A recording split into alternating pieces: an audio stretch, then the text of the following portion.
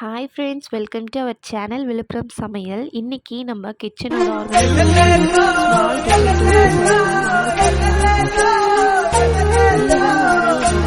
Kitchen. இது rented home தான். இதுதான் கிச்சனோட என்ட்ரன்ஸ். வாங்க உள்ளே போய் பார்க்கலாம். இதாங்க கிச்சனோட கவுண்டர் டாப் வந்து கிரானைட்டில் தான் ஃபிக்ஸ் பண்ணியிருக்காங்க.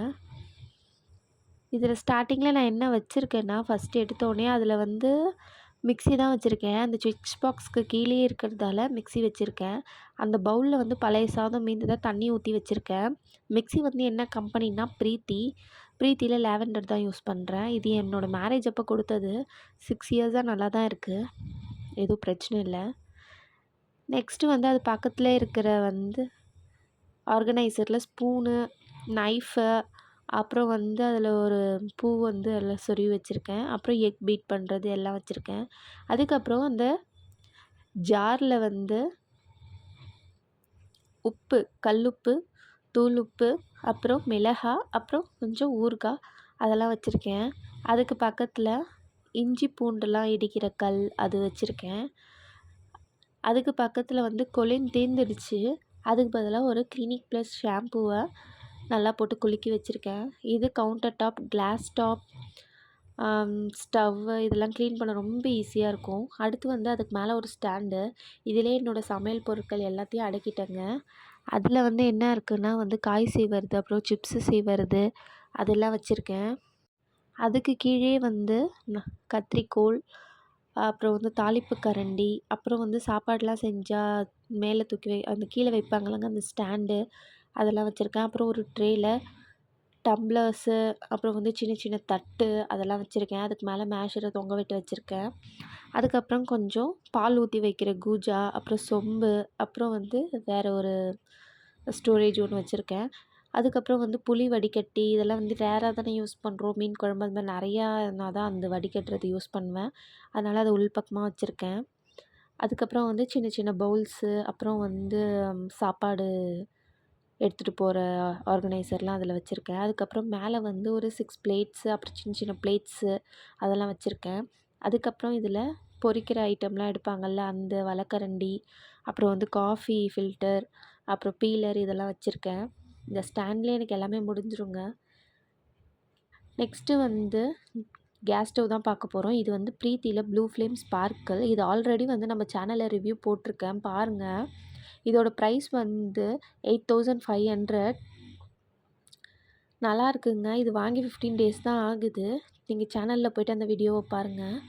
இந்த ஹோஸ் வந்து உள்ளே விடுறதுக்காக ஒரு ஹோல்ஸ் கொடுத்துருந்தாங்க. அது எனக்கு செட் ஆகலைன்றதால நான் வெளியே சிலிண்டர் வச்சுருக்கேன்.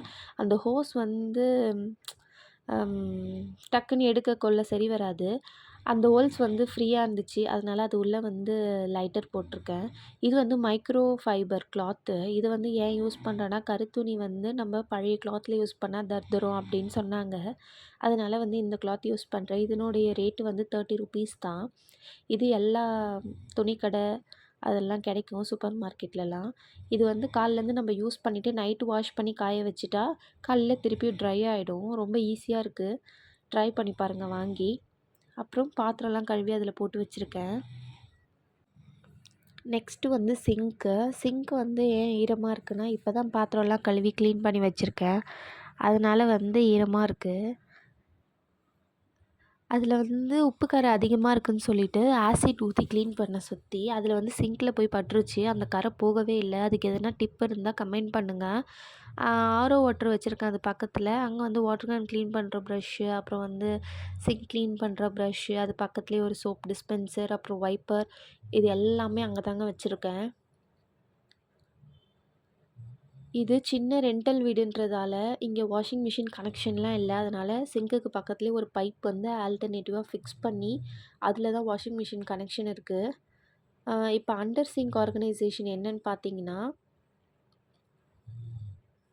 அதுக்கு முன்னாடி இந்த கர்ஷீஃப் வந்து எதுக்குன்னா, இது வந்து ஒரு உல்லன் கர்ஷீஃப். டக்குன்னு வந்து பாப்பாவுக்கு வந்து எதனா சாப்பாடு சாப்பிட்டு எதனா துடைக்கணும் கொள்ளணும்னா அந்த கர்ஷீஃப் யூஸ் பண்ணிப்பேன்.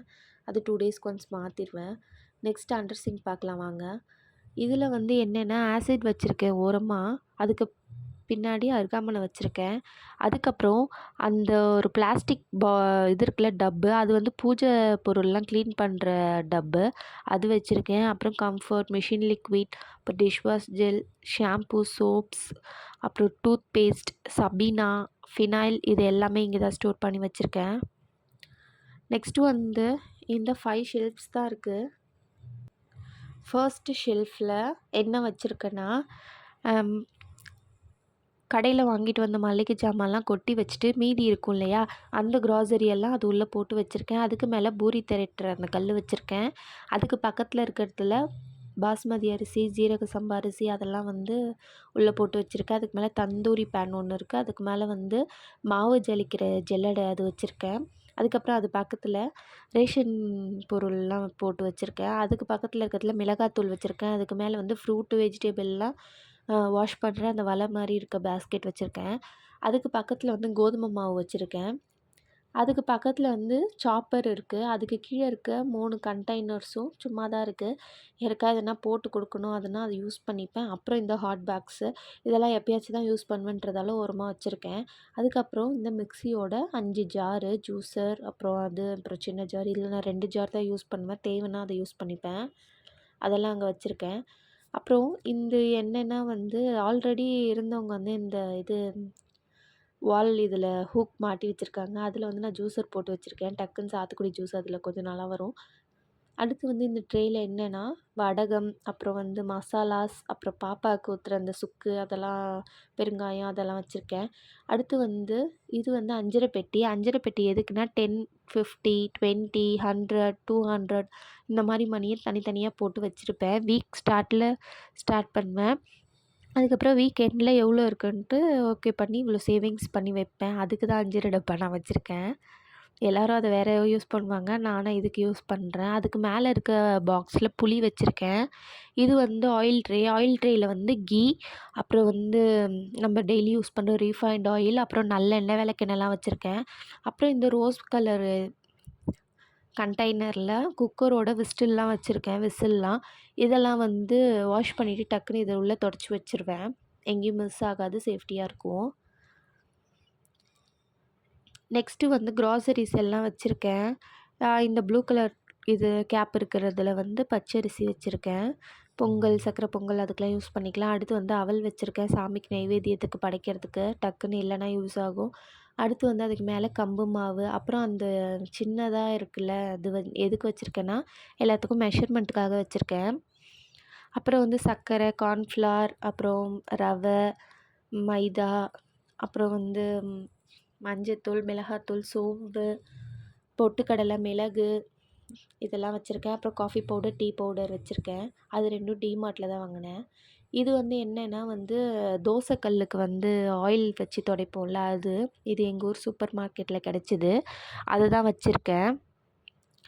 அதுக்கு பக்கத்தில் வெந்தயத்தூள் வச்சுருக்கேன் அதே மாதிரி கண்டெய்னரில். அப்புறம் இந்த சில்வர் லைன் வர ஆர்கனைசர் எல்லாமே, ஸ்டோரேஜ் ஆர்கனைசர் எல்லாமே வந்து நான் ஃப்ளிப்கார்ட்டில் தான் வாங்கினேன். இது 30 பீசஸ் வந்து 899 வந்துச்சு, வாங்கிட்டேன். மசாலாஸ் எல்லாமே இதில் தான் போட்டு கம்ப்ளீட்டாக ஆர்கனைஸ் பண்ணி வச்சுருக்கேன். பட்டை, லவங்கம், ஆல் இன் ஆல் எல்லாத்தையும் போட்டு ஆர்கனைஸ் பண்ணி வச்சாச்சு. இதுதான் என்னோடய ஷெல்ஃபு. இதில் என்னோடய ஆர்கனைசேஷன் முடிஞ்சிடுச்சு க்ராசரிஸ்லாம். நெக்ஸ்ட்டு வந்து என்னென்னா எம்டி நியூ வாட்டர் பாட்டில்லாம் வச்சுருக்கேன். அப்புறம் பாப்பாவோட மில்க் பாட்டில், அப்புறம் ஒரு கெட்டில் வச்சுருக்கேன். அப்புறம் ரேஷன் சர்க்கரை கொஞ்சம் வச்சுருக்கேன். அப்புறம் மத்து, கரண்டி இதெல்லாம் வந்து கடையில் விற்கும்ல சாக்லேட் பாக்ஸ், அதில் போட்டு வச்சுருக்கேன். அதுக்கப்புறம் பக்கத்தில் வந்து ஒரு எம்டி பாக்ஸு, அது வந்து எதனா ஸ்நாக்ஸ் எதாவது அதிகமாக இருந்துச்சுன்னா அதில் போட்டு வைப்பேன். அது வச்சுருக்கேன். அது இப்போ எம்டியாக தான் இருக்குது. நெக்ஸ்ட்டு வந்து அது பக்கத்துலேயே சாப்பிங் போர்டு வச்சுருக்கேன். அதுக்கு பக்கத்துலேயே வந்து ஒரு ட்ரே வச்சுருக்கேன். அதில் வந்து 2 இது வச்சுருக்கேன். நட்ஸ்லாம் போட்டு வைக்கணும். அதை வாஷ் பண்ணி வச்சுருக்கேன் நான். இப்போ நட்ஸ்லாம் வந்து ஓப்பன் பண்ணி அதில் கொட்டி வைக்கணும். அதுக்கப்புறம் ஒரு ட்ரேயில் வாட்டர் பாட்டில்ஸ்லாம் அரேஞ்ச் பண்ணி வச்சுருக்கேன். அது ஏன்னா டெய்லி வந்து பால் அதில் தான் வாங்கிட்டு வருவாங்க. அந்த பாட்டில் யூஸ் பண்ணக்கூடாதுன்னு சொல்லுவீங்க. ஆனால் அதை நான் யூஸ் பண்ணக்கூடாது தான். அதில் வாங்கிட்டு வந்துருவாங்க. உடனே வந்து நான் அதை வந்து வேறு கண்டெய்னர் சில்வர் கண்டெய்னரில் சேஞ்ச் பண்ணிடுவேன். அதுக்காக தான் அதை கழுவி வச்சுருக்கேன். அடுத்த ஷெல்ஃபில் என்ன இருக்குதுன்னு பார்த்தீங்கன்னா ஸ்நாக்ஸ் பாக்ஸ். ஸ்நாக்ஸ் எல்லாம் அதில் தான் ஸ்டோர் பண்ணி வச்சுருக்கேன். அப்புறம் டெய்லி யூஸ் பண்ணுற குக்வேர், இட்லி பாத்திரம், அப்புறம் குக்கருங்க இதெல்லாம் வச்சுருக்கேன். கீழே இருக்க அட்டை பாக்ஸில் என்ன இருக்குன்னா குழி பணியாரக்கல், அப்புறம் இந்த ஆப்பக்கு சட்டி அதெல்லாம் இருக்குது. அதுக்கப்புறம் அது பக்கத்தில் இருக்க ஒயிட் கலர் வாளியில் வத்தல் அதெல்லாம் போட்டு வச்சுருக்கேன். நெக்ஸ்ட்டு வந்து இது கிரைண்டர். இது என்னென்னா பட்டர்ஃப்ளை ரைனோ. இது வந்து அமேசானில் தான் வாங்கினேன். இதோட ப்ரைஸ் வந்து 3,800 வருது.